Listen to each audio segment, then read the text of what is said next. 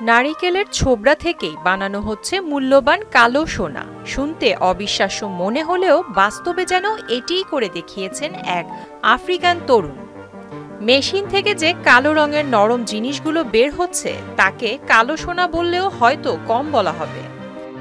অনেক বছর ধরে বন উজাড়ের একটি কারণ হলো মানুষ গাছ কেটে ফেলে, কারণ খাবার রান্না থেকে শুরু করে বিভিন্ন কাজের কাঠের দরকার হয়।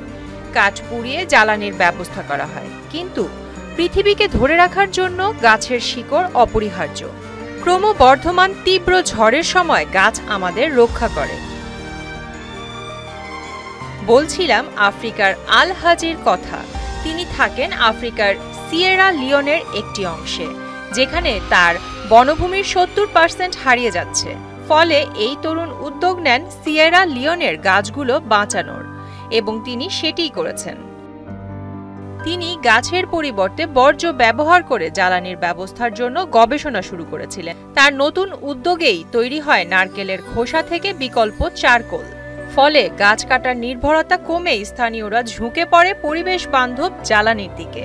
আর এই উদ্যোগ থেকেই আজ তার কোম্পানি রাক্সাল ট্রেডিং মাসে প্রায় 9 টন চারকোল তৈরি করছে, যা সাধারণ কাঠ ভিত্তিক কাঠ কয়লার চেয়ে অন্তত 4 গুণ দীর্ঘ হিসাবে জ্বলে। তিনি তার ব্যবসা প্রসারিত করতে ব্যয়বহুল যান্ত্রিক এক্সট্রুডারের জন্য অর্থ সঞ্চয় করতে শুরু করেছিলেন, এবং তার এই নিখুঁত রেসিপি সম্প্রতি জার্মানি এবং যুক্তরাজ্যে নতুন গ্রাহকদের অবতরণ করেছেন।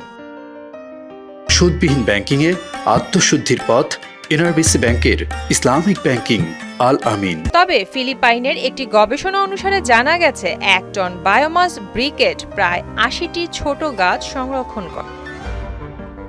আল হাজি বড় হন একটি দত্তক পরিবারে, কিন্তু হঠাৎ ভূমিধসে তিনি তার দত্তক পরিবারটিকে হারিয়েছেন। তখন তার বয়স ছিল 17।